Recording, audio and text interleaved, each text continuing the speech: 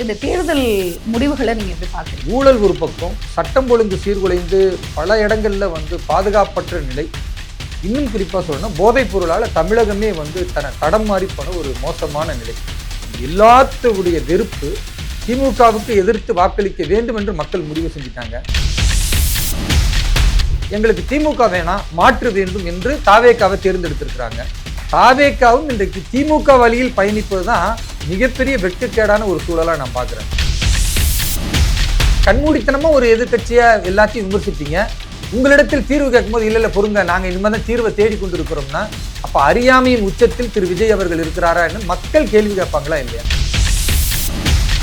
எடுத்தோடனே ஒரு 30 நாள்ல உங்களை ஜட்மெண்டலுக்கு நம்ம வந்துடுறோம் அப்படின்ற ஒரு கருத்து வச்சுக்கலாம். நீங்க ஒரு விஷயத்தை கடுமையாக விமர்சிக்கிறீங்கன்னா அந்த விஷயத்துக்கு உங்கள்கிட்ட என்ன தீர்வு இருக்கு? ஆனா திமுக ஆட்சியை விட இன்னும் மோசமான ஆட்சியாக தாவேகா ஆட்சி இருக்குன்னு வாக்களித்த பெண்கள் சொன்னதை நான் பதிவு செஞ்சிருக்கேன். கடுமையான வெயில் நேரத்துல எல்லா இடங்களும் மின்வெட்டு, மக்கள் ரோட்டுக்கு போராடிக்கிட்டு இருக்கிறாங்க. இது திமுக ஆட்சியிலேயே இல்லாத ஒரு மோசம். நீங்க இன்னும் பெரிய துக்கத்தை தமிழக மக்களுக்கு கொடுக்குறீங்கன்னா இது எப்படி நியாயமா இருக்கும்? விவசாயிகளுடைய கடனை ரத்து செய்யறோம்னு சொல்லி வெறும் 5000 ரூபாய் ரத்து செய்யறோம்னா இதை யாருங்க ஏத்துக்குவா? விவசாயிகள் நினைக்கிறீங்க, என்ன எங்களுக்கு பிச்சை போடுறீங்களா? முற்றிலுமாக மௌனம் காக்கிற விஜயா இருக்கிறார். இல்ல ஏதாவது ரீல்ஸ் போட்டு நம்ம ஒரு வண்டி ஓட்டுற மாதிரி, நடந்து போற மாதிரி 1-3 டைலாக் பேசி அதை வீடியோவை போட்டுட்டா அப்படியே ரசிகர்கள் இருப்பாங்கன்னா எவ்வளவு காலம் இருப்பாங்க? ஒரு மாயை எவ்வளவு காலம் நீடிக்கும்? ஒரு சட்டமன்ற தொகுதியினுடைய உறுப்பினராக மிகச்சிறப்பாக ஐயா ஸ்டாலின் அவர்கள் பணி செய்தார் என்பதில் எனக்கு எந்த மாற்று கருத்தும் இல்லை சொல்றதுக்கு. அவருடைய அந்த தொகுதியில் செய்த மகத்தான பணிகளை மக்கள் மறந்தது உண்மையாகவே வேதனைக்குரியது.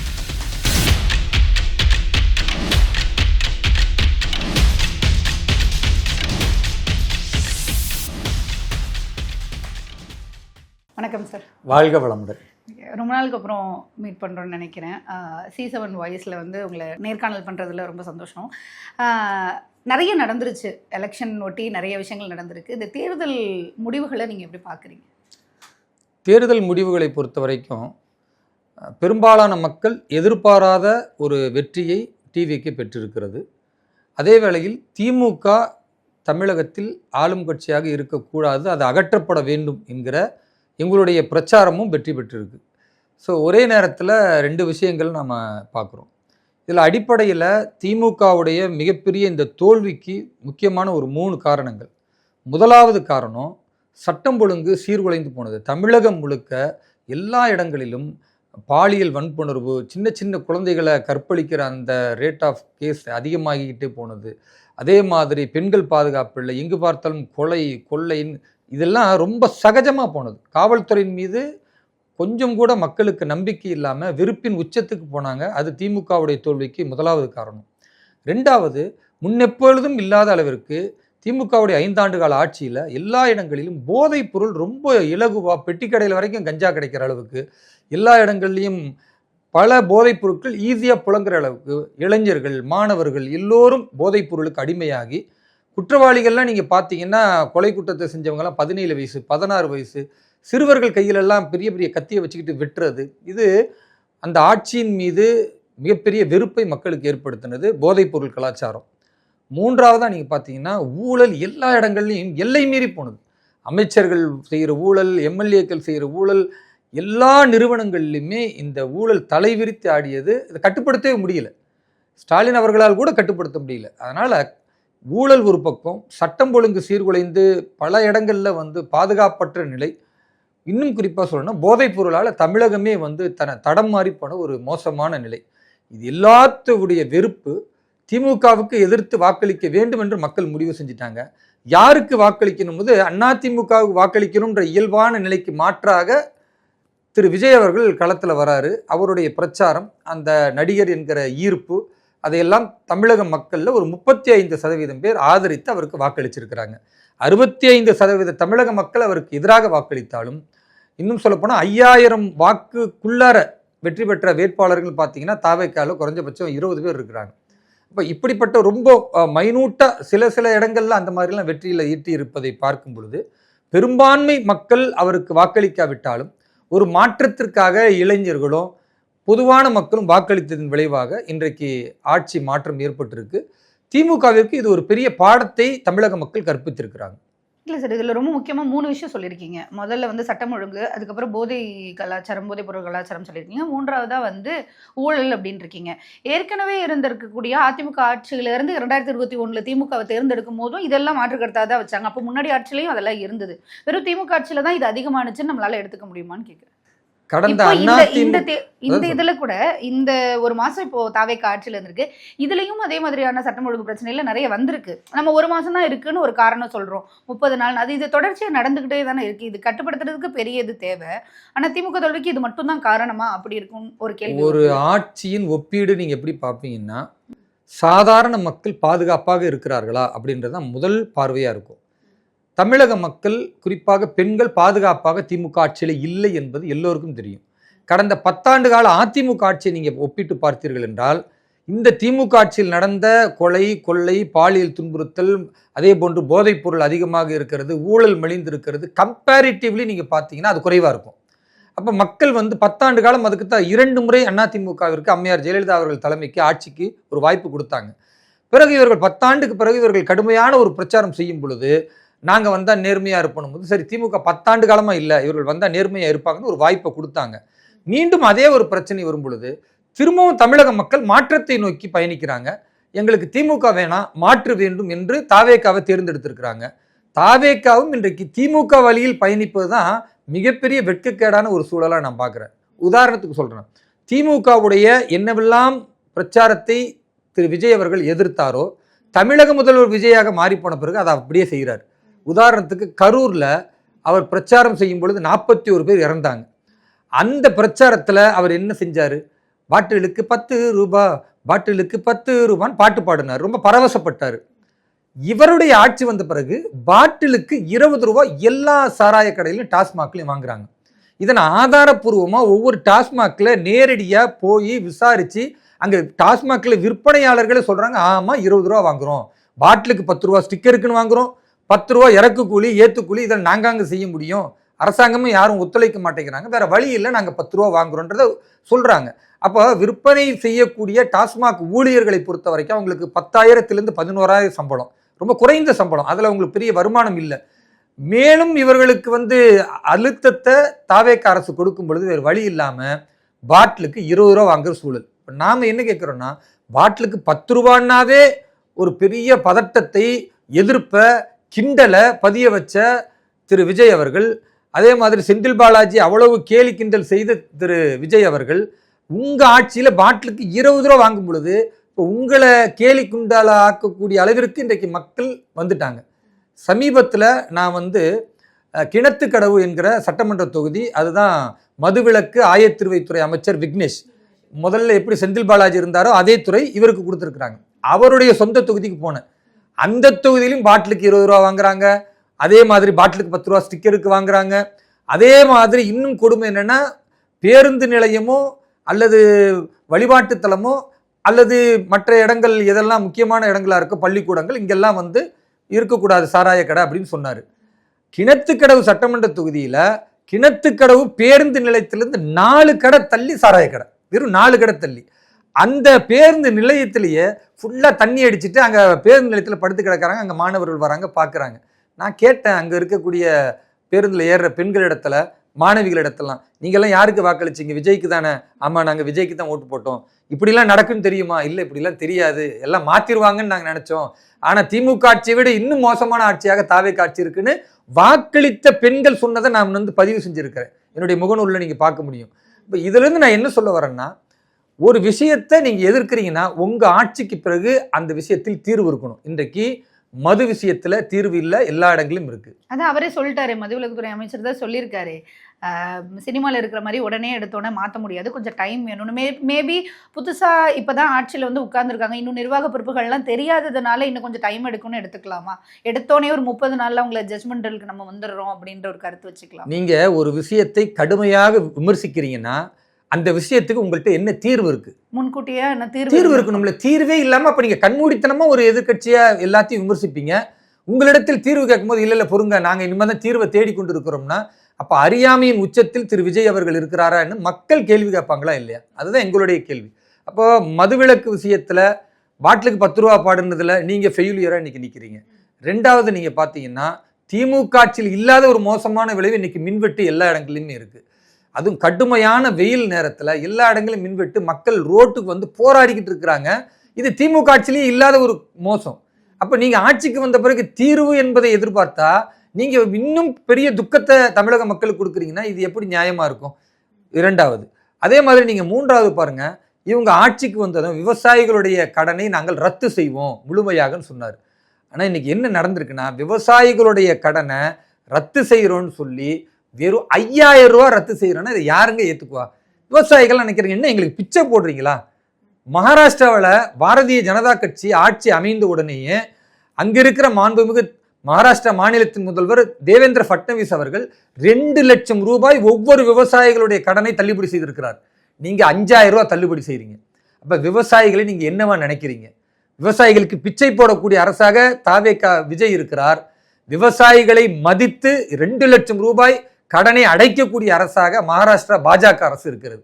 இப்போ இதை ஒப்பீடு பண்ணி இன்னைக்கு விவசாயிகள்லாம் கேட்குறாங்க, பாரதிய ஜனதா கட்சி ஆள்ற மாநிலத்தில் செஞ்ச அளவுக்கு இன்றைக்கு தாவேகா விஜய் செய்யாவிட்டாலும் குறைஞ்சபட்ச விவசாயிகளுக்கு மரியாதை கூட கொடுக்கலையேன்னு இன்னைக்கு எல்லா இடங்கள்லையுமே மாவட்ட ஆட்சியர் அலுவலகம், ஒரு சாலை மறியல், விவசாயிகள் ஒரு பக்கம் போராடிக்கிட்டு இருக்காங்க. அவங்களையும் ஏமாற்றிய அரசாக இருக்கிறது. அதை தாண்டி இவர் சொன்னாரு, நான் ஆட்சிக்கு வந்த அடுத்த நிமிஷமே பெண்கள் அனைவருக்கும் பொது பேருந்து தமிழகம் முழுக்க இலவசமாக பயணிக்க செய்வேன்னு சொன்னார். அடுத்த நிமிஷம் இல்லை, 5 நாளைக்கு பொறுத்து செஞ்சீங்களா? 10 நாளைக்கு பொறுத்து செஞ்சீங்களா? இன்னைக்கு 1 மாசம் கடந்து போயிருச்சு. இன்னுமாவது நீங்க செய்ய போறீங்களா? இல்லை. ஆனா இதே வாக்குறுதிய இதே தமிழகத்தின் தேர்தல் நடக்கும்போது மேற்கு வங்கத்திலும் தேர்தல் நடந்தது. அந்த மாநிலத்தின் முதல்வராக பொறுப்பேற்றிருக்கிற சுகந்த அதிகாரி அவர்கள் தெளிவா சொன்னாரு, முதலமைச்சராக பாஜக பொறுப்பேற்ற உடனேயே நாங்கள் மேற்கு வங்கத்தில் இருக்கிற எல்லா பெண்களுக்கும் இலவச பஸ் பயணத்தை உறுதி செய்வோம். ஆட்சி அமைந்த 3வது நாள் மாண்புமிகு மேற்கு வங்க முதலமைச்சர் திரு சுகந்த அதிகாரி அவர்கள் அதை நிறைவேற்றிட்டார். இன்னைக்கு நீங்க மேற்கு வங்கம் போனீங்கன்னா எல்லா பெண்களும் இலவச பஸ் பயணம் செய்யறாங்க. ஆனா திரு விஜய் அவர்கள் அடுத்த நிமிஷம் சொல்லி 1 மாசம் ஆகி கூட வாய் திறக்காம இருக்கிறாரு. அப்ப இது நீ ஏமாற்று வேலைன்னு சொல்லுவீங்களா? இல்லையா? மக்களை எதுக்கு நீங்க பொய் வாக்குறுதி கொடுத்துருக்கீங்க? 2500 ரூபா நான் தருவேன்னு சொன்னாங்க. ஆனா 1000 ரூபாய் தராம இவர் பண்ண அராஜகம் எல்லா கட்சிகளும் எதிர்த்து போராடி அதுக்கு பிறகுதான் 1000 ரூபாவே விடுவித்தார். அப்ப 2500 ரூபாய்க்கு என்ன உங்களிடத்துல நிதிநிலை இருக்கு? அப்ப நீங்க சொல்றீங்க ஒட்டுமொத்தமா எங்கள்கிட்ட நிதி இல்ல, வெள்ளை அறிக்கை நாங்கள் வெளியிட போறோம். வெள்ளை அறிக்கை வெளியிடக்கூடிய நீங்கள் 2500 ரூபான்னு சொல்றீங்கன்னா அறியாமையா உங்களுக்கு? ஒரு நிதி எவ்வளவு இருக்குன்னு தமிழகத்தை பற்றி எந்த அக்கறையும் இல்லையா? ஆனால் பாரதிய ஜனதா கட்சி மகாராஷ்டிராவில் நாங்கள் ஆட்சி அமையும் பொழுது 1000 ரூபாய் கொடுத்தோம். தேர்தலை சந்தித்த பிறகு 1500 உயர்த்துவோம். இன்றைக்கு 1500 உயர்த்தி 1,20,00,000 பெண்களுக்கு 1500 ரூபாய் கொடுத்துக்கிட்டு இருக்கிறோம். அப்ப பாஜக அரசு எதை சொன்னதோ அதை செய்து கொண்டிருக்கிறது. ஆனா தாவேகா அரசு இன்னைக்கு எதை சொன்னதோ அதை முற்றிலுமாக செய்யவில்லை என்பதை நீங்க பார்க்கலாம். இப்படியே ஒவ்வொரு விஷயமா நீங்க எடுத்து பாருங்க. அவர்கள் சொன்ன வாக்குறுதியில எதையுமே செய்யாம முற்றிலுமாக மௌனம் காக்கிற விஜயா இருக்கிறார். அவர் என்ன நினைக்கிறாரு? எல்லா விஷயங்களிலும் மௌனம் காத்துட்டா மக்கள் மறந்துடுவாங்க, இல்லை ஏதாவது ரீல்ஸ் போட்டு நம்ம ஒரு வண்டி ஓட்டுற மாதிரி நடந்து போகிற மாதிரி ஒரு 2-3 டைலாக் பேசி அதை வீடியோவை போட்டுட்டா அப்படியே ரசிகர்கள் இருப்பாங்கன்னா எவ்வளவு காலம் இருப்பாங்க? ஒரு மாயை எவ்வளவு காலம் நீடிக்கும்? அதனால விஜய் அவர்கள் ஒரு தமிழக முதல்வராக பொறுப்பறிந்து மக்களுக்கான சொன்ன வாக்குறுதியை நிறைவேற்ற வேண்டும். அப்படி நிறைவேற்றாவிட்டால் இதே மக்கள் வரக்கூடிய பாராளுமன்ற தேர்தலில் கடுமையான பாடத்தை புகட்டுவார்கள். பாராளுமன்ற தேர்தலில் புகட்டுவாங்க. இன்னும் ஆட்சி என்ன மாதிரி நடக்க போகுதுன்றதை பார்க்கறதுக்கு டைம் இருக்குன்னு எனக்கு தோணுது. ஏன்னா 30 நாளில் என்ன முடிவு பண்ணிட முடியும் அவங்களால நிர்வாகத்தை பற்றி அப்படின்னு. இன்னொரு கேள்வி என்னென்னா, இப்போ இந்த தேர்தலை பொறுத்த வரைக்கும் இத்தனை ஆண்டு கால தமிழ்நாட்டு அரசியல் வரலாற்றில் இப்படி ஒரு சேஞ்சஸை வந்து யாருமே எதிர்பார்க்கல. இருக்கக்கூடிய அதிமுகலேருந்து திமுகலேருந்து எல்லாருக்குமே இது வந்து ஒரு மிகப்பெரிய அதிர்ச்சி தான். எப்படி வந்து ஒரு சினிமா முகம் இவ்வளோ தூரம் மக்களுக்கு இருக்குது, அதனால கவர்ச்சியின் அடிப்படையில் ஓட்டு போட்டாங்களான்ற விமர்சனங்களை நேரடியாகவே வைக்கிறத பார்க்குறோம். சென்னையை பொறுத்த வரைக்கும் கிட்டத்தட்ட வந்து திமுக வந்து 16 தொகுதினா 14 தொகுதியில் தோற்றுருக்காங்க. 2 தொகுதி மட்டும்தான் வந்து ஜெயிச்சிருக்காங்க. குறிப்பாக இதில் முக்கியமாக பார்க்க வேண்டியது எக்ஸிஎம் ஸ்டாலின் அவர்கள் வந்து கொளத்தூரில் தோல்வியை சந்தித்தது வந்து எல்லாருக்கும் ஒரு மிகப்பெரிய அதிர்ச்சி. குறிப்பாக கட்சியில் இருக்கவங்களே வேதனையை தெரிவித்தாங்க, நம்ம பார்க்க முடிஞ்சது. இந்த தோல்வி, ஸ்டாலின் அவர்களுடைய தோல்வியை நீங்கள் எப்படி பார்க்குறீங்க? திமுக ஆட்சியின் மீது கடுமையான விமர்சனங்களை கடந்த காலத்தில் பாரதிய ஜனதா கட்சி வைத்திருக்கிறது. இப்போ நான் ஆரம்பத்தில் சொல்லும் போதே சொன்ன ஊழல் மலிந்து போயிருந்தது, பெண்கள் பாதுகாப்பு கேள்விக்குறியானது, அதே மாதிரி சட்டம் ஒழுங்கு சீர்குலைந்து போயிருந்தது, போதைப்பொருள், இது எல்லாமே திமுக ஆட்சிக்கு ஒரு பெரிய சாபக்கேடாக இருந்தது. அவர்கள் தங்களை சரி செய்ய வேண்டும் என்று நினைத்தார்களா அல்லது சரி செய்ய முயற்சித்து அதில் தோற்று போனார்களா தெரியல, திமுக தோற்று போனது.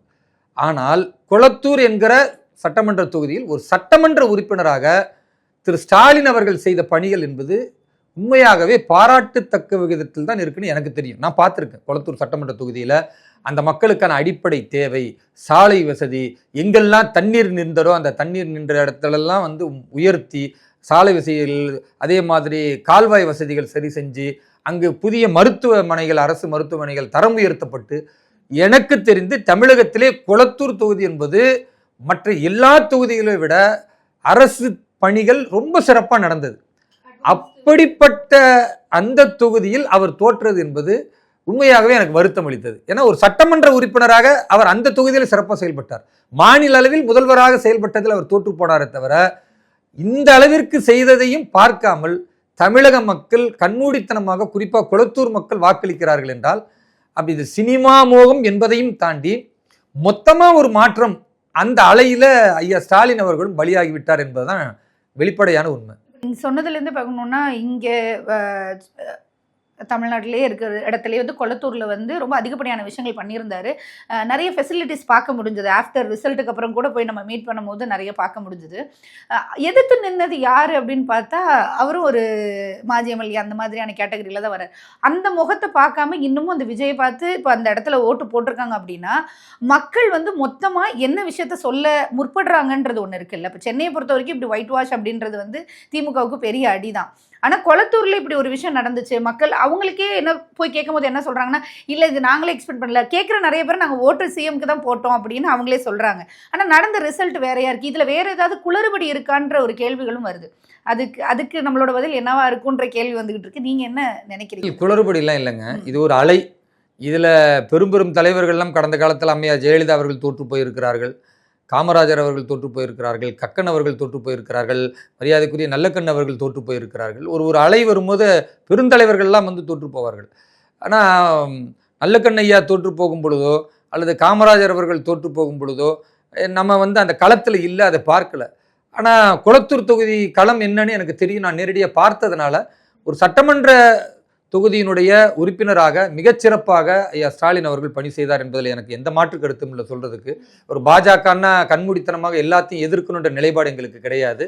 உண்மை எதுவோ அந்த உண்மையை நாங்கள் சொல்லுவோம், அதை பாராட்டுவோம். அவருடைய அந்த தொகுதியில் செய்த மகத்தான பணிகளை மக்கள் மறந்தது உண்மையாகவே வேதனைக்குரியது. ஓகே, இப்போ ஒரு பக்கம் திமுக, இன்னொரு பக்கம் அதிமுக பற்றி பேசி ஆகணும். என்டிஏ கூட்டணிக்குள்ளே இருந்திருக்கீங்க. இந்த தோல்வி அவங்களுக்கும் ஒரு பெரிய இதுதான். திரும்பவும் வருவோம் அப்படின்ற எதிர்பார்ப்போடு இருந்தாங்க. எப்படி இருக்கு உங்களோட கூட்டணிக்குள்ளே இருக்கக்கூடிய விஷயம்? அதிமுக என்பது ஒரு தனி கட்சி. அந்த கட்சி கடந்த காலங்களில் தேர்தல் தோல்விக்கு பிறகு பல்வேறு ஏற்றம் இறக்கங்களை, பல்வேறு பிரச்சனைகளை சந்தித்து கொண்டிருக்கிறது. சில பேர் வெளியே போகிறாங்க, சில பேர் உள்ளே வராங்க, வெளியே போனவங்க சில பேர் உள்ளே வராங்க, முன்னாள் அமைச்சர்கள் பல பேர் வெளியே போகிறாங்க. இது உண்மையாகவே அந்த கட்சிக்கு பின்னடைவை ஏற்படுத்துமா இல்லையா என்பதை வரக்கூடிய உள்ளாட்சி தேர்தலினுடைய முடிவுகள் தான் சொல்லும். ஏன்னா ஒரு கட்சி வெற்றி பெற்று ஆட்சி அமைக்கும் போது இயல்பாக ஆட்சிக்கு வேணும், அதிகாரம் வேணும் என்று நினைக்கக்கூடியவர்களை இன்னொரு கட்சிக்கு மாறுவாங்க. அது தமிழக அரசியலில் புதுசு கிடையாது. இது எப்படி நாம் பார்க்க முடியும்னா, வரக்கூடிய உள்ளாட்சி தேர்தலில் அதிமுக தன்னுடைய பலத்தை எவ்வாறு நிரூபிக்கிறது. உள்ளாட்சி என்பது மிக முக்கியமாக அந்தந்த மக்கள் அந்தந்த ஊரில் உள்ளவர்களுக்கு வாக்களிக்க போகிறாங்க. இப்போ அதில் அதிமுக கிரவுண்டில் எந்த அளவுக்கு ரியாலிட்டி இருக்குன்னு ரொம்ப வெளிப்படையாக தெரியும். அது அதிமுகவுக்கு மட்டுமல்ல, பாரதிய ஜனதா கட்சிக்கு பொருந்தும், எல்லா கட்சிகளுக்குமே பொருந்தும். அதனால் அதிமுகவை பொறுத்தவரை இந்த ஏற்றம் இறக்கங்கள் என்பது வரக்கூடிய உள்ளாட்சி தேர்தலில் அதனுடைய வாழ்வு நீடிக்குமா அல்லது அதனுடைய வாழ்வு பெரிய இடையூறாக மாறுமா என்பது அது மக்கள் கையில் இருக்கு. ஓகே, எல்லாரும் வைக்கிறது அதுவாக தான் இருக்கு. உங்களுடைய நேரம் ஒதுக்கி எங்களுக்கு நேர்காணல் கொடுத்ததுக்கு ரொம்ப ரொம்ப நன்றி. நன்றி, வாழ்த்துக்கள்.